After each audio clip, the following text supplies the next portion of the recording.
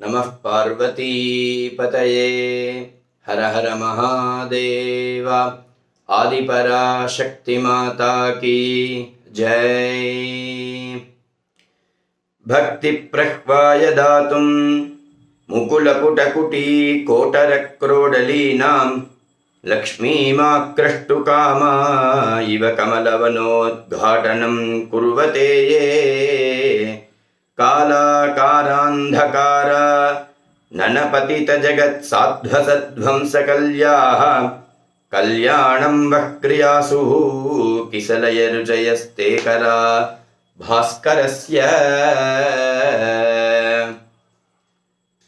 வித்யா காமஸ்து Grisham தாம்பத்யார்த்தம் உமாம் சதீம் ஆரோக்கியம் பாஸ்கராதிச்சேது அப்படின்னு பாகவதத்தில் சொல்றது ஸ்லோகம் இது.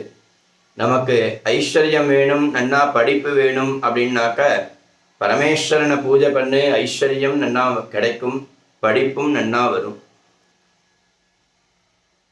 தம்பதிகளுக்குள்ள ஒற்றுமை வேணும் அப்படின்னாக்கா அம்பாளை பூஜை பண்ணு, துர்கா பரமேஸ்வரிய பூஜை பண்ணு, தாம்பத்யார்த்தம் உமாம் சதீம், தம்பதிகளுக்குள்ள ஒற்றுமை எப்போதும் இருந்துட்டே இருக்கும் அப்படின்னு சொல்றது. அது மாதிரி ஆரோக்கியம் வேணும் அப்படின்னாக்க சூரிய பகவான் கிட்ட தான் ஆரோக்கியம்ங்கிறது இருக்கு. சூரிய கிரணங்கள் மேல பட பட பட நமக்கு ஆரோக்கியங்கள் ஏற்படுறது அப்படின்னு சொல்றது.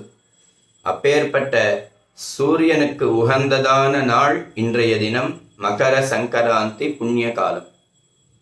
இந்த மகர சங்கராந்தி புண்ணிய காலத்துல பிரத்யேகமா சூரிய பகவானுக்குன்னே உண்டான பூஜை. சூரிய பகவான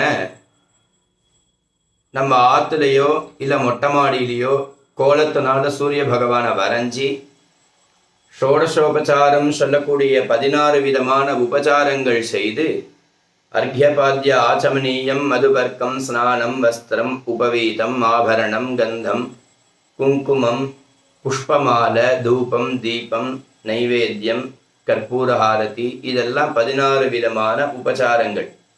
இதெல்லாம் செஞ்சு சூரிய பகவானுக்குண்டான ஸ்தோத்திரங்கள், அதாவது ஆதித்ய ஹிருதய ஸ்தோத்திரம், சூரிய சதகம்னு சொல்லக்கூடிய மயூர கவி அப்படின்னு ஒரு மகான் 100 ஸ்லோகம் பண்ணினார் சூரிய பகவானை பற்றி. அந்த சூரிய பகவானை அவர் உபாசனை பண்ணதுனால அவருக்கும் க்ஷேமலாபங்கள் கிடைச்சது. இதனால அநேக விதமான நபர்களுக்கு கண்ணில் உண்டான வியாதி, ஹிருதயத்தில் உண்டான வியாதிகள்லாம் நிவர்த்தி ஆச்சின்னு சரித்திரமே இருக்கு. அதனால நம்ம தியாயேத் பராமம்பிகாம் சேனல்ல சூரிய சதகம் 100 ஸ்லோகத்தையும் போட்டிருக்கோம். 1லேருந்து 10, 10லேருந்து 20 ஒவ்வொரு ஞாயிற்றுக்கிழமையும் 10 ஸ்லோகமாக முன்னாடியே நான் போட்டிருக்கேன். அதை நம்ம சேனலில் போய் வீடியோஸில் போய் பார்த்தேன்னா இந்த சூரிய சதகம்ங்கிறது இருக்கும். அதை எடுத்து வச்சுட்டு எல்லா பக்தாளும் சூரிய பகவானை உபாசனை பண்ணணும், சூரிய சதகம் சொல்லணும், ஆதித்ய ஹிருதய ஸ்தோத்திரம் சொல்லணும். ஏன் இவ்வளோ லேட்டாக நான் இந்த வீடியோ போடுறேன் அப்படின்னாக்க, காலங்காத்தால வீடியோ போட்டாக்க அவளுக்கு காரியங்கள் இருக்கும். 8:55க்குள்ள 8:55க்கு நம்ம பொங்கல் பானையை வைக்கணும் அப்படின்னு சொல்றது நேரம். நல்ல நேரம்ங்கிறது 8:55. அந்த சமயத்தில் உங்களை யாரும் டிஸ்டர்ப் பண்ணக்கூடாது அப்படிங்கிறதுனால இப்போ இந்த வீடியோவை போடுறேன். எல்லோரும் சூரிய பகவானை உபாசிக்க வேண்டும். சூரிய பகவானுக்கு பல்லு கிடையாது. பாகவதத்தில் தக்ஷன் யஜ்யம் பண்ணும் பொழுது பரமேஸ்வரனை கூப்பிடாம யாகம் பண்ணினான்.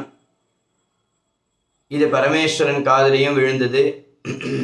வரக்கூடாது அப்படிங்கிற மாதிரிலாம் இருந்தா.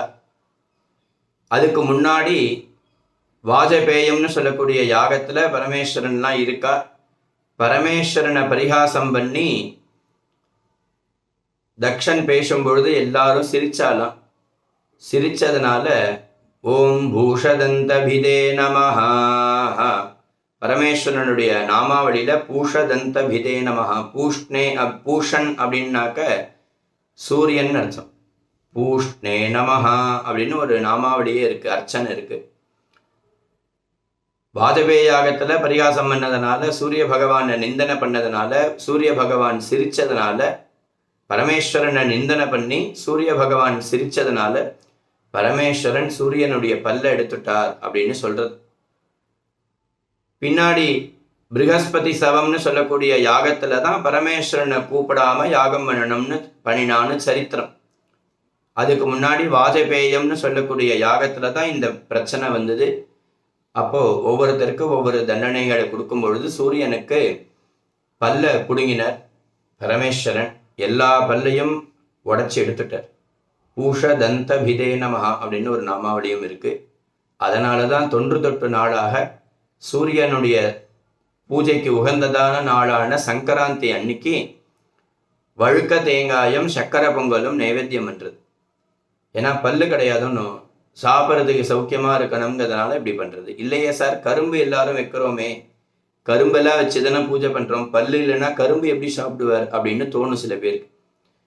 இந்த கரும்பு வைக்கக்கூடிய காரணம் என்ன அப்படின்னாக்க, நம்ம வாங்கக்கூடிய கரும்பை வாங்கி அது சுவாமி கிட்ட வச்சு பூஜையெல்லாம் பண்றதுக்கு முன்னாடி ஒரு தீபாராதனை பண்ணிட்டு அந்த கரும்பை எடுத்து அதை உடைச்சி அந்த சாரை புழிஞ்சி பொங்கல்ல விடுவா, சக்கரை பொங்கல்ல விடுவா. அதனால கரும்பு வைக்கிறதே தவிர சூரிய பகவானுக்கு பல்லு கிடையாது, கரும்பு சாப்பிட முடியாது. ஆனா சக்கரை பொங்கல்ல நம்ம இனிப்பு சேர்க்கணும், அதனால இத இப்படி வச்சிருக்கா. எல்லா பக்தாளும் சூரிய பகவானை உபாசனை செய்து எப்பொழுதும் பூர்ண ஆரோக்கியமாக இருந்து, தீர்காயுசு இருந்தா போராது, தீர்காயுசு மட்டும் இருந்தா வாழ்க்கையை நடத்த முடியாது.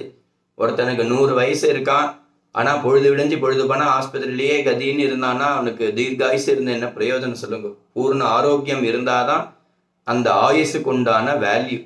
அதனால எல்லோருக்கும் ஆரோக்கியம் ஏற்பட்டு சூரிய சதகம், ஆதித்ய ஹிருதய ஸ்தோத்திரங்கள், அநேக விதமான சூரியனுடைய ஸ்தோத்திரங்களை பாராயணம் செய்து எல்லா பக்தாலும் சூரிய பகவானுடைய ஒரு அனுகிரகத்தினால தீர்காயுசு, பூர்ண ஆரோக்கியம், மனசாந்தி, ஐஸ்வர்யம், சம்பத்து, எல்லா விதமான க்ஷேமலாபங்களும் அடையணும்னு நானும் பகவானை பிரார்த்தனை பண்ணிக்கிறேன்.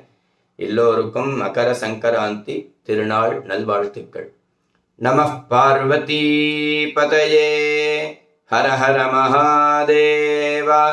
ஆதிபராசக்தி மாதா கி ஜெய்.